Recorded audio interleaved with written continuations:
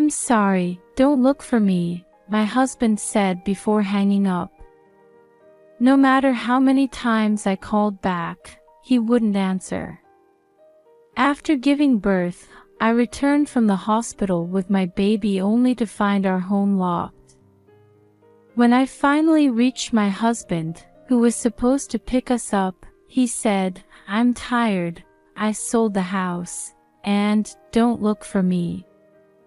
Rather than wondering, how did this happen, my mind was consumed with the question of, what should I do to protect the tiny life in my arms? I need to do something, I thought. With no parents to turn to and no one to rely on in this situation, I couldn't work with a newborn, and even if I could, I had nowhere to live until my first paycheck. Then I remembered our savings account for the baby. I hurried to the bank, only to find a balance of 50 cents. Why? I thought, looking at the statement. Most of the money had been withdrawn days ago. The passbook was in the drawer at home, I realized. My husband knew the PIN. I was shocked that he would access my account. Did he never intend to raise this child? Dazed and carrying my baby, I found myself back in front of our old house. I could hear happy families and TV news from nearby homes. The news mentioned the passing of ABC Corporation's chairman and his vast fortune. Some people have money and happiness. What should I do? I have nothing. I'm sorry, Luna. How can I raise you? I whispered, holding her close. With less than $50 in my wallet, I knew we wouldn't last more than a few days. As night fell, I sat on a park bench with a roof, trying to keep Luna warm. In the morning, I'll try to borrow money from a payday lender, I thought. Just then, my phone rang from an unknown number. That call changed everything. Hours later, we were in a luxurious hotel room. Someone had arranged for us to stay there, saying, "I've booked this room for you to rest. It's paid for, and diapers and baby supplies will be delivered later, and I've arranged clothes for you too. If you need anything else, just tell the front desk." After a good night's sleep, I considered trying to reconcile with my husband for Luna's sake. But I couldn't imagine a future where he wouldn't abandon us again. I can't let my daughter be a victim of that man anymore. I need to manage on my own. I decided. I sent an email to my husband, and he called right away. "Hello, I saw your email. So you really want a divorce, right?" he said. "Yes. After what you've done, how could we possibly stay married?" I replied. Well, it's better for me. Getting rid of someone as useless as you," he said. Ignoring his cruel words, I arranged to meet him in the hotel lobby. The next day, my husband arrived at our meeting place, looking puzzled as I stepped out of the hotel elevator. "Isn't this a luxury hotel?" "What? You've been staying here?" he asked. "That doesn't matter, does it? More importantly, you'll divorce me, right?" I replied. "That's the plan, but how will you manage with no money?" he said, looking down on me despite being the one who put us in this situation. I deliberately answered coldly, "I'm inheriting a small fortune. So even without you, I can raise Luna on my own." "What?" He looked stunned for a moment. Don't lie. You said you had no relatives. I thought so too, but it seems I was wrong. Suddenly, he eyed me suspiciously. Hey, is this inheritance substantial? Enough. Apparently sufficient, so Luna and I won't struggle in the future. At first skeptical, he seemed to believe me after seeing me stay at a luxury hotel and wearing a designer dress I'd never owned before. Then he gave me a sleazy look, almost licking his lips. Stephanie, why don't we try again? The child needs a father, right? What are you saying all of a sudden? Have you forgotten what you did? I have no intention of staying married to someone who changes his attitude the moment he learns I've inherited money. When I presented the divorce papers I'd prepared, he tore them up. What are you doing? I exclaimed. You're just trying to keep the inheritance for yourself, aren't you? He accused. Weren't you the one who sold the house and abandoned us? I retorted. I'm never divorcing you. Listen, I'll give you a week to reconsider. With that, he left abruptly. A week later, after ignoring his calls and messages, I agreed to meet him at the hotel cafe. He arrived late, speaking casually as if our last parting hadn't happened. Hey, Stephanie. Ready to try again? How could you think I'd change my mind after how we parted? I replied. Fine, then lend me $20,000 from your inheritance. That's nothing to you now, right? Even if I lent it to you, I doubt you'd pay it back. Don't worry, I'm now an employee of the famous ABC Corporation. Surprised? I can pay you back quickly. When did you change jobs? But that doesn't matter. The old company paid poorly. I switched jobs for my precious wife and daughter. I'm family-oriented, you know. His gesture of looking up at me was one he often used when we were dating to act cute. Back then, I fell for it, but did he think it would still work? You took the money from Luna's savings account, and you still need more. I shouted. Don't yell like that, he said. Of course I will. I don't even want to see your face anymore. Oh, I see. Fine, I'll divorce you. But you'll definitely regret it, he said confidently, giving me a bad feeling. Listen, we haven't filed for divorce yet. And you inherited property, right? That means it's marital property, so half of it is mine. I'm the one who benefits, he said, grinning smugly. But I had prepared for this over the past week. All right, I'll write up the divorce papers now, so make sure you divide the assets properly, he said. About that, first look at this, I said, handing him some documents. I never thought you'd been cheating since right after our marriage. Before meeting my husband last time, I had hired a detective agency to follow him, wanting to know why he had abandoned us. The investigation report revealed things I never imagined. Right after marrying me, he met another woman, claiming to be a single high earner. To gain her trust, he spent money on luxury cars and entertainment, going into debt to finance it all. However, when he finally couldn't keep up with the repayments, he sold the house and fled to his mistress. Why the hell are you snooping around? He yelled. I had no choice since I didn't know what was going on with you, I replied.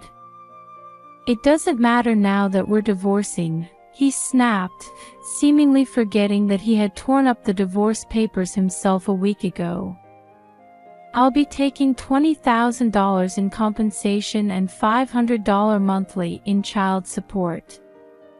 At least this much, I stated firmly. Why should I? You had the kid on your own. I'm not paying a cent, he shouted. It's true that I got pregnant before we married, but when I said I wanted to keep the baby, he had definitely said, let's raise it together.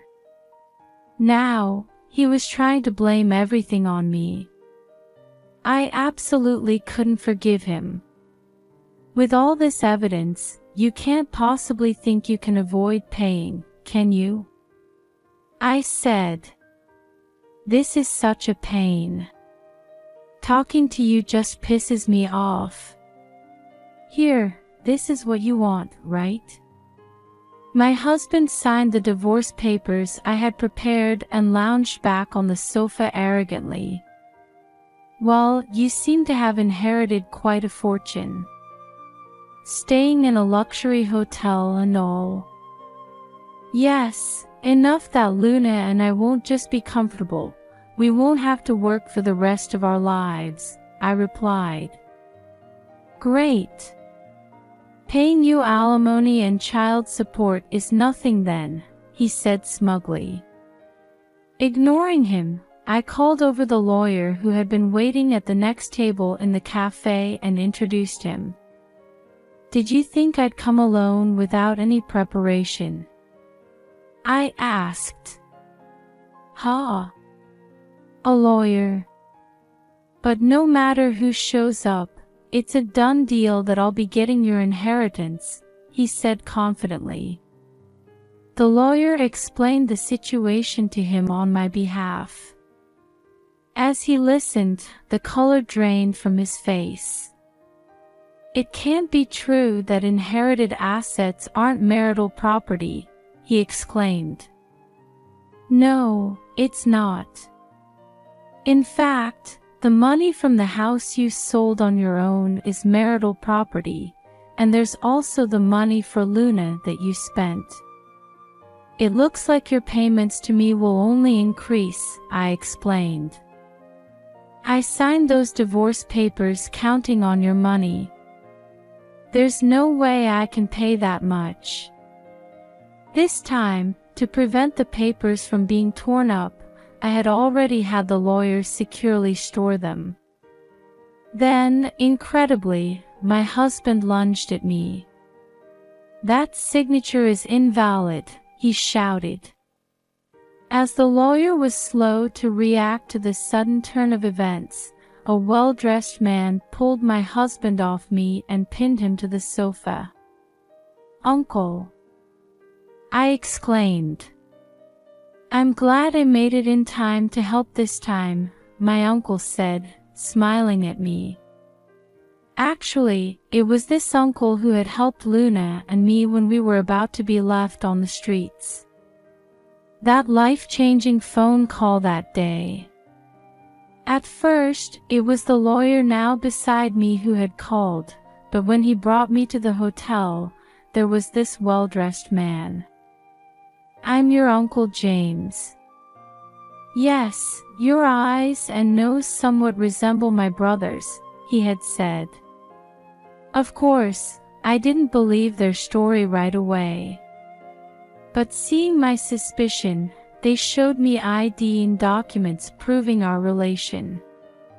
I was truly shocked, having thought until then that I had no relatives at all and was completely alone in the world. Moreover, the lawyer said that my grandfather was the chairman of a quite famous company. Come to think of it, I heard the news about that chairman's passing when I was standing in front of our old home that day. I can't believe my father was that chairman's son, I said. Ah, yes, but their relationship was bad. Your father ran away from home and remained estranged. It seems my father always regretted that, my uncle explained. So, grandfather left me an inheritance? I asked. Father always said he wanted to give part of his fortune to my brother too. That's why I've been searching for my brother all this time.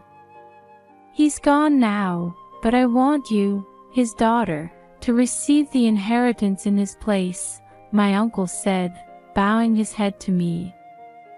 It was such a sudden and unbelievable story. But with a baby in my arms and no option but homelessness, I had no choice but to believe it. In a dreamlike state, I went through the inheritance procedures, my hands shaking at the sum exceeding $1 million written there. At the same time, I felt relieved knowing I could safely raise my daughter. And even more than that, I felt tears flow, feeling as if my late father was protecting me and my daughter. My uncle handed his business card to my husband, who had just learned about my inheritance. Excuse me, I should have introduced myself earlier, he said. My husband snatched the card and turned pale as soon as he saw it. The current chairman of ABC Corporation. I'm terribly sorry, he exclaimed. Yes, the news had reported the passing of the previous ABC Corporation chairman just the other day.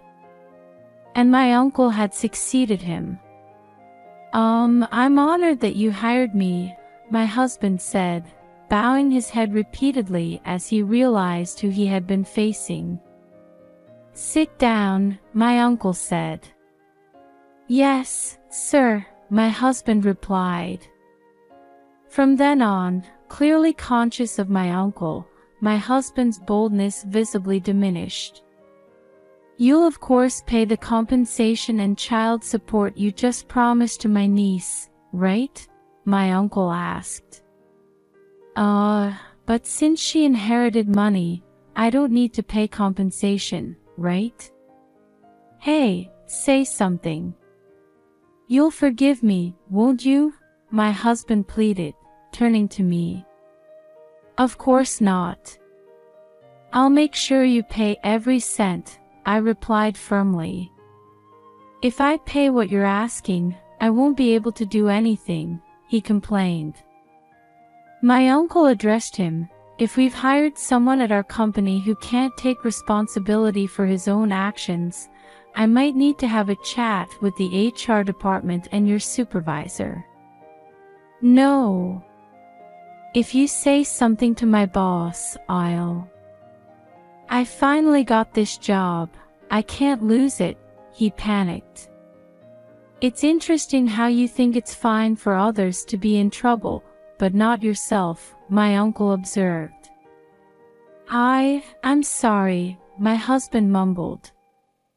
I think you're apologizing to the wrong person, my uncle pointed out. Reluctantly, my husband bowed his head to me. Stephanie, I'm sorry. Look, I've signed all the necessary documents. Can't you forgive me? His strange pride seemed to prevent him from offering a proper apology. I have no intention of forgiving you right now. You haven't made amends for what you've done, I said. What do you mean? I've signed the papers and given you the divorce papers. What more do you want? He shouted. The atonement ends when you've fully paid the child support and compensation, I explained. Don't give me that crap, he yelled. Stephanie's opinion sounds perfectly reasonable to me, my uncle interjected before my husband could say more, finally silencing him. If the payments are delayed, let me know. I'll make sure they're deducted from his salary if necessary. I'll talk to HR about it, my uncle said to me, glaring at my husband. Then he left. As soon as my uncle was gone, my husband tried to appeal to me tearfully. I told him with a merciless smile, "Oh, by the way, I told your mistress everything, that you're actually married and not rich at all. She said she never wants to see you again." My husband's mouth opened and closed, trying to say something, but in the end, he just slumped his shoulders, unable to utter a word. After that, my ex-husband was kicked out of his mistress's house, spent almost all his salary on compensation and child support, and was struggling to repay his debts. When he missed a payment once, the chairman, my uncle, personally visited his department for a thorough conversation. Since then, there were no more delayed payments. Moreover, this incident led to my husband being sidelined in his department, making his position in the company quite uncomfortable. As for me, I'm living peacefully with my daughter. With the inheritance and compensation, I've built a good relationship with my kind uncle and his family. My uncle is slowly teaching me how to manage the sudden wealth I've received. With our future secure, I plan to continue living happily